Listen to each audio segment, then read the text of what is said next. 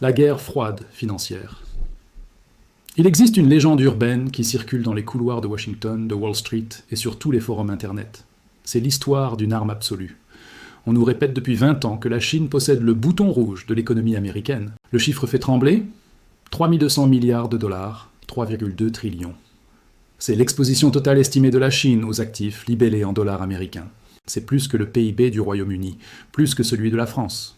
C'est la plus grande réserve de devises étrangères de l'histoire de l'humanité. Le scénario de cauchemar que les analystes nous vendent est simple. Si un conflit éclate, disons, à propos de Taïwan, Pékin n'aurait qu'à tout larguer, inonder le marché mondial avec des milliards de dollars de bons du trésor américain. Le résultat théorique ? Un crack du dollar, une explosion des taux d'intérêt américains et l'effondrement immédiat de la superpuissance américaine. On appelle cela l'option nucléaire financière. Mais voici ce que personne ne vous dit.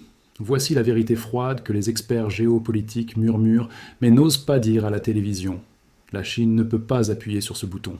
Non pas parce qu'elle ne le veut pas, mais parce qu'elle ne le peut pas.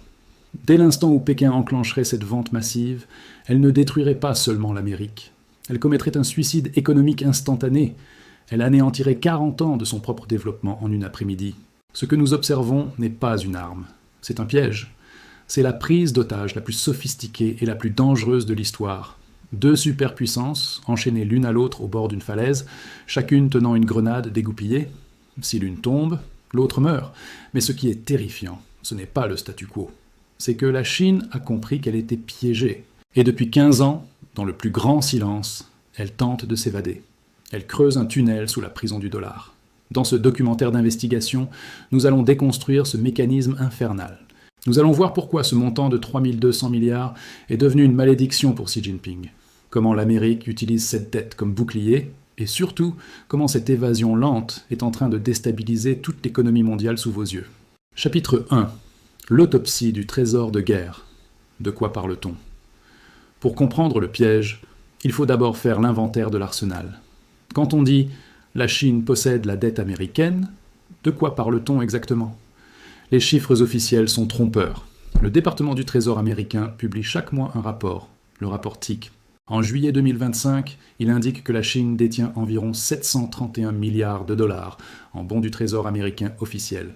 C'est un chiffre énorme, certes, mais c'est le niveau le plus bas depuis 2009. Si vous ne regardez que ce chiffre, vous pensez que la Chine est déjà sortie. C'est faux, c'est un leurre. La réalité de l'exposition chinoise est beaucoup plus vaste et complexe. Le chiffre de 3200 milliards est une estimation agrégée qui inclut 4 piliers. Les bons du Trésor, la partie visible, la dette souveraine des USA, c'est la fondation. Les agency debt, le risque immobilier. La Chine détient environ 200 milliards de dettes d'agences américaines comme Fannie Mae et Freddie Mac. Ce sont les organismes qui garantissent les prêts immobiliers américains. En d'autres termes, l'épargne des travailleurs chinois finance les maisons des banlieues américaines. Les actions et obligations d'entreprise, le portefeuille caché, via des fonds souverains comme la CIC et des entités étatiques, la Chine détient des parts massives dans les géants technologiques, financiers et industriels américains. On estime cette exposition entre 300 et 500 milliards. Les liquidités et réserves de change, des centaines de milliards de dollars cash qui circulent dans le système bancaire chinois pour régler le commerce international. Pourquoi est-ce important ? Parce que cette structure n'est pas liquide. On ne vend pas 3000 milliards d'actifs diversifiés en cliquant sur une souris.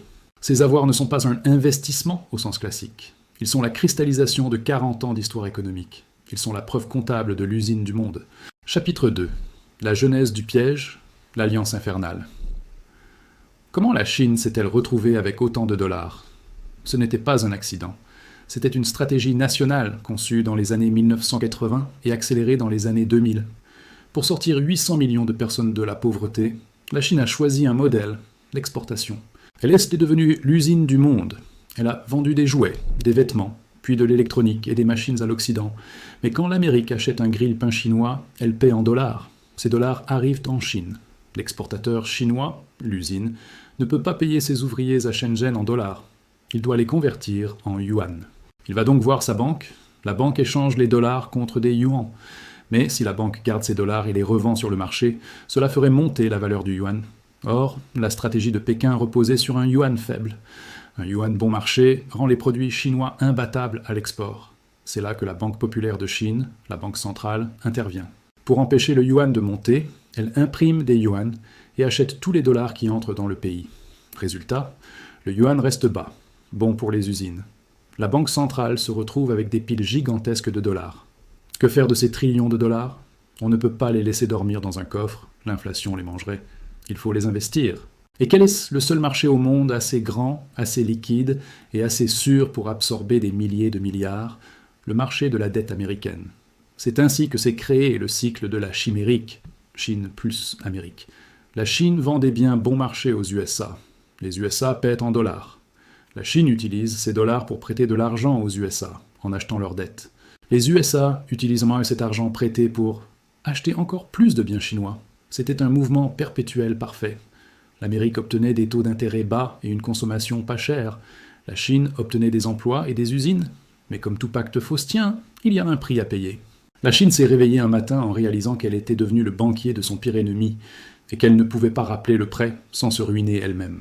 Chapitre 3. Scénario de l'option nucléaire. Simulation d'une apocalypse. Entrons maintenant dans le cœur du réacteur. Depuis 20 ans, les faucons de Washington et les nationalistes de Pékin agitent la même menace. Si la Chine le voulait, elle pourrait détruire l'Amérique en vendant sa dette. C'est le mythe de l'option nucléaire financière. Mais en finance, contrairement à la guerre, les missiles ne détruisent pas seulement la cible, ils reviennent frapper le tireur avec une force décuplée. Pour comprendre pourquoi cette menace est un bluff, nous devons faire quelque chose que peu d'analystes osent faire. Nous devons jouer le scénario. Imaginons l'impensable. Nous sommes un mardi matin. Les tensions autour du détroit de Taïwan sont à leur paroxysme. Xi Jinping, dans un geste de défi ultime, décroche son téléphone rouge et donne l'ordre à la SAF, l'administration d'État d'échange, et à la Banque populaire de Chine. Vendez tout, liquidez les positions américaines, écrasez le dollar, quel qu'en soit le prix. Minute 1 à 60, le krach obligataire, l'onde de choc. L'ordre est passé. Les traders chinois à Hong Kong et Londres commencent à inonder le marché électronique. Ils ne vendent pas quelques millions. Ils mettent en vente des blocs de 10, 20, 50 milliards de dollars de bons du Trésor américain, T-bills et T-bons. Le marché obligataire mondial, qui est d'habitude le plus liquide et le plus stable au monde, se fige instantanément. Il y a une surabondance d'offres, vendeurs, et aucun acheteur en face. Personne n'est assez fou pour acheter une dette qui est en train d'être liquidée par son plus gros détenteur. Le prix des obligations s'effondre. Or, en finance, il existe une loi physique inviolable. Quand le prix d'une obligation baisse, son taux d'intérêt, le rendement, explose. Le taux à 10 ans américain, la référence mondiale du coût de l'argent, qui naviguait tranquillement à 4,5%, bondit soudainement. 6%, 8%, 10%, peut-être 12% en quelques heures. C'est du jamais vu. C'est un tremblement de terre de magnitude 9 sur l'échelle de Richter de la finance. L'impact américain. Une douleur immense, mais gérable aux États-Unis, c'est la panique totale sur Wall Street. Les algorithmes de trading s'affolent. Le Dow Jones perd 2000 points en une heure. Pourquoi? Parce que le taux à 10 ans dicte tout le reste. Immobilier. Les taux hypothécaires aux USA sont indexés sur le 10 ans. Ils passeraient instantanément de 7% à 14% ou 15%. Le marché immobilier gèle sur place. Plus personne ne peut acheter une maison. La valeur des actifs immobiliers s'effondre. Crédit conso, les cartes de crédit, les prêts auto, tout devient hors de prix. La consommation, moteur de l'économie US, s'arrête. Finances publiques, le gouvernement américain, qui doit refinancer sa dette en permanence, se retrouve à devoir emprunter à 12% au lieu de 4%. Le service de la dette devient insoutenable. Cependant, l'Amérique a une carte maîtresse que la Chine n'a pas. La planche à billets. Face à cette attaque, le président des États-Unis ordonnerait immédiatement à la Réserve fédérale, la Fed, d'intervenir. La Fed a un pouvoir illimité de création monétaire. Elle annoncerait « nous achetons tout ». La Fed imprimerait des milliers de milliards de dollars électroniques et rachèterait chaque obligation vendue par la Chine. Elle deviendrait l'acheteur de dernier ressort. Cela stabiliserait les taux. Cela empêcherait la faillite du gouvernement américain. Le coût? Une inflation massive aux États-Unis, car on vient de créer des trillions de nouveaux dollars. Le dollar perdrait de sa valeur internationale. Ce serait une récession brutale, une crise sociale majeure. Mais les États-Unis survivraient. L'État ne s'effondrerait pas. L'impact chinois, le suicide national maintenant, regardons de l'autre côté du Pacifique. Pour la Chine, ce n'est pas une récession qui s'annonce. C'est l'anéantissement total de son modèle de société. C'est une apocalypse économique irréversible. 1. La destruction de l'épargne nationale, perte sur le stock. La Chine ne peut pas vendre 3200 milliards en une seconde. C'est impossible. Dès qu'elle vend le premier milliard, le prix s'effondre. Cela signifie que les 3099 milliards restants dans son portefeuille perdent instantanément de leur valeur. Si le prix des obligations chute de 30% ou 40% à cause de leur propre vente massive, la Chine est en train de brûler sa propre fortune. Ces réserves ne sont pas de l'argent magique, c'est le fruit de la sueur des travailleurs chinois depuis 40 ans. C'est l'épargne de la nation, accumulée centime par centime en fabriquant des jouets et des téléphones. En vendant agressivement, Pékin détruirait peut-être 1000 milliards de dollars de sa propre richesse nationale en une journée. Aucun gouvernement responsable ne peut justifier une telle perte comptable. 2. Le cauchemar d'échange, l'explosion du yuan. C'est ici que le piège se referme vraiment. Si la Chine vend des dollars, elle reçoit du cash. Que fait-elle de ce cash? Elle doit le convertir. Elle vend les dollars pour acheter autre chose, probablement du yuan, de l'euro ou de l'or. Vendre massivement du dollar pour acheter du yuan provoque un effet mécanique violent, l'effondrement du dollar et l'explosion du yuan. Le yuan s'apprécierait brutalement. Il pourrait prendre 40% ou 50% de valeur face au dollar en une semaine. Pour un touriste, c'est génial. Pour l'usine du monde, c'est une sentence de mort. L'économie chinoise repose encore massivement sur l'exportation. Ses marges sont faibles. Imaginez une usine à Shenzhen qui fabrique des chaussures, elle vend une paire 10 $ aux USA. Avec le taux de change habituel, cela lui rapporte 72 yuans, ce qui couvre ses coûts, salaires, matériaux, et lui laisse un petit profit. Soudain, le yuan explose. Les 10 $ américains ne valent plus que 40 yuans. L'usine perd de l'argent sur chaque paire vendue. Elle doit augmenter ses prix aux USA à 18 ou 20 $ pour survivre. Mais à 20 $, les Américains, déjà en crise, n'achètent plus. Ils se tournent vers le Vietnam, l'Inde ou le Mexique. Les commandes s'arrêtent. Les usines ferment par dizaines de milliers. Des dizaines de millions d'ouvriers migrants chinois se retrouvent au chômage du jour au lendemain, sans filet de sécurité sociale adéquate. Pour le Parti communiste chinois, PCC, dont la légitimité repose sur la promesse de prospérité et de stabilité, c'est le scénario du cauchemar. Des millions de chômeurs dans les rues, c'est la fin de la paix sociale et potentiellement la fin du régime. 3. La crise bancaire. Systémique enfin, il y a l'effet boomerang bancaire. Les grandes banques chinoises, ICBC, Bank of China, détiennent des montants colossaux d'actifs libellés en dollars. Si le dollar s'effondre, la valeur des actifs de ces banques s'effondre. Mais leur dette envers les épargnants chinois reste fixe en yuan. Cela crée un trou béant dans leur bilan. Les banques chinoises deviendraient techniquement insolvables. Le gouvernement devrait imprimer des quantités astronomiques de yuan pour les renflouer, déclenchant une hyperinflation interne en Chine. Verdict du scénario. C'est la définition financière de la destruction mutuelle assurée. MAD, Mutual Assured Destruction. Si la Chine tire, elle tue l'Amérique, mais elle meurt d'une balle dans la tête par ricochet. Dans un tel duel de résistance à la douleur, l'histoire et la structure économique suggèrent que les États-Unis, qui sont une économie plus fermée, plus diversifiée, riche en énergie et en nourriture, et capable d'imprimer la monnaie de réserve mondiale, pourraient, aussi incroyable que cela puisse paraître, mieux encaisser le choc que la Chine, qui dépend encore vitalement des exportations et de l'importation d'énergie et de nourriture qu'elle paie en dollars. Xi Jinping le sait, le Politburo le sait. C'est pourquoi, malgré toute la rhétorique guerrière, le doigt reste loin du bouton rouge. L'arme est inutilisable. Chapitre 4. La dissuasion inversée. Pourquoi l'Amérique ne peut pas frapper? Mais l'analyse ne s'arrête pas là. Si la Chine est piégée, l'Amérique l'est aussi.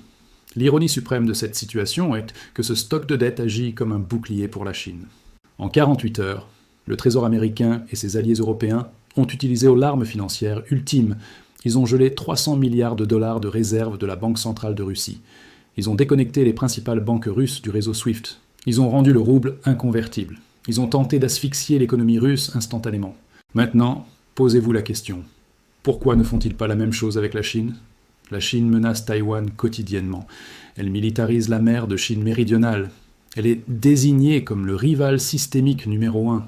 Pourtant, les sanctions contre la Chine sont des piqûres d'épingle. Quelques restrictions sur les puces électroniques, quelques tarifs douaniers, jamais l'arme nucléaire financière. Pourquoi? Parce que la Chine est too big to sanction, trop grosse pour être sanctionnée. Et ces 3200 milliards de dollars d'actifs sont la garantie de cette immunité. Si Washington décidait demain de geler les avoirs chinois comme ils l'ont fait pour la Russie, les conséquences seraient incontrôlables. La riposte asymétrique, la Chine, voyant ses 3200 milliards gelés, donc perdus, n'aurait plus rien à perdre. Elle n'aurait plus aucune raison de maintenir l'ordre économique. Elle saisirait immédiatement, physiquement, tous les actifs américains sur son sol. Les usines gigantesques d'Apple, de Tesla, de General Motors en Chine, nationalisées en 1 heure. Les milliers de Starbucks, de KFC, de magasins Nike, saisis. Les investissements de Wall Street en Chine, annulés. La perte pour les entreprises américaines se chiffrerait en trillions de dollars. La bourse de New York s'effondrerait, non pas à cause des taux, mais parce que la moitié des profits du S&P 500 disparaîtrait. Le choc de l'offre, supply shock. Plus grave encore, la Chine arrêterait instantanément toute exportation vers les États-Unis. Nous ne parlons pas de jouets en plastique, nous parlons d'antibiotiques. 90% des composants de base viennent de Chine. Nous parlons de vitamines. Nous parlons de pièces détachées pour l'armée américaine. Nous parlons de transformateurs électriques, de terres rares, de batteries. La chaîne d'approvisionnement mondiale s'arrêterait net. Les rayons de Walmart et d'Amazon seraient vides en 3 semaines. Les hôpitaux américains manqueraient de médicaments en 1 mois. L'inflation aux USA ne serait pas de 8%, elle serait à 3 chiffres. L'économie réelle serait à l'arrêt. C'est là que réside la véritable nature du piège. La dette américaine détenue par la Chine n'est pas une épée que Pékin peut brandir pour attaquer l'Amérique. C'est un bouclier, c'est une pilule empoisonnée. Poison pill. Le message implicite de Pékin à Washington est le suivant. Nous détenons une part si énorme de votre système financier et de votre chaîne d'approvisionnement que vous ne pouvez pas nous détruire sans vous suicider vous-même. Si vous essayez de nous tuer financièrement, nous mourrons peut-être, mais nous vous emmènerons dans la tombe avec nous. C'est ce qui empêche une guerre totale aujourd'hui. Cette interdépendance toxique que les faucons des 2 camps détestent est paradoxalement le seul garde-fou qui empêche la 3e guerre mondiale. Chapitre 5. La grande évasion. La stratégie lente de Pékin. Xi Jinping n'est pas un joueur de poker, c'est un joueur de Go. Il sait que cette situation de destruction mutuelle assurée est intenable à long terme. Il sait que le dollar est une arme chargée pointée sur son régime. Il a vu la Russie se faire excommunier du système financier occidental, et il ne veut pas que la Chine soit vulnérable au même chantage.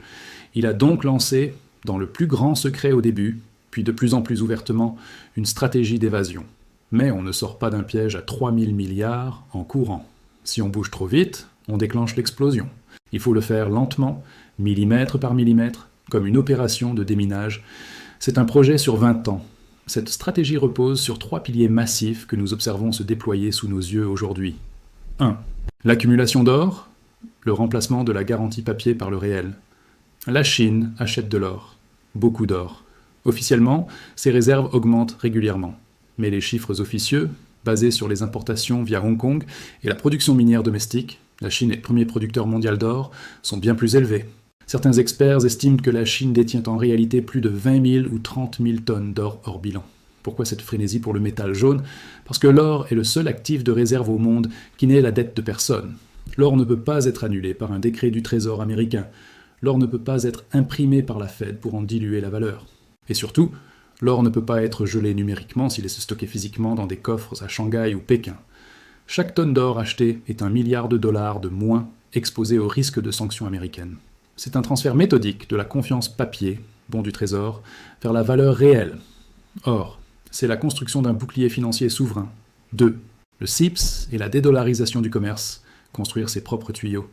Le pouvoir de l'Amérique repose sur le réseau SWIFT, le système de messagerie bancaire mondiale. Si Washington vous coupe de SWIFT, vous êtes aveugle et muet financièrement. La Chine construit donc son propre réseau parallèle, le CIPS, Cross-Border Interbank Payment System. C'est un clone de SWIFT, mais contrôlé par Pékin, opérant en yuan. En parallèle, la Chine mène une diplomatie agressive pour signer des accords bilatéraux de commerce en monnaie locale. Elle achète du gaz russe et le paie en rouble ou en yuan. Elle achète du pétrole saoudien et commence à le payer en yuan, le pétro-yuan. Elle achète du soja brésilien et le paie en riel. L'objectif n'est pas de remplacer le dollar comme monnaie de réserve mondiale du jour au lendemain. C'est impossible pour l'instant. L'objectif est de créer un circuit fermé, une zone de survie économique où la Chine peut continuer à importer de l'énergie et de la nourriture et à exporter ses produits, même si Washington coupe le robinet du dollar demain matin. Aujourd'hui, environ 7% du commerce mondial passe par le yuan. Cela semble peu, mais c'était 0% il y a 15 ans. La tendance est exponentielle et elle s'accélère à chaque nouvelle sanction américaine. 3. La double circulation.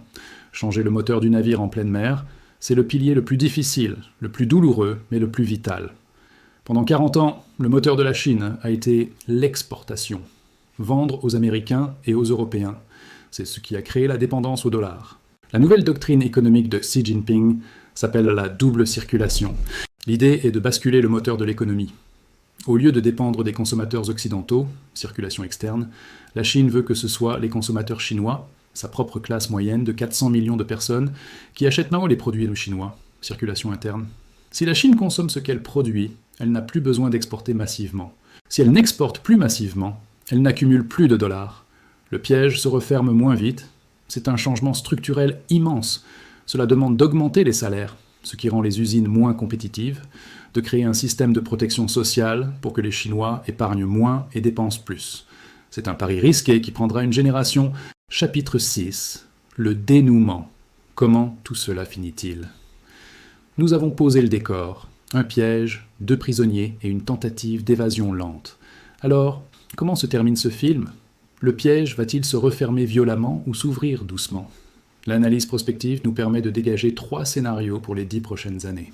Scénario 1, la transition douce, le scénario Pangloss. C'est le scénario optimiste, mais peu probable. Le monde évolue progressivement vers un système multipolaire équilibré. Le dollar perd lentement de son hégémonie absolue, mais sans s'effondrer. Le yuan, l'euro et peut-être une monnaie des BRICS prennent plus de place dans les échanges.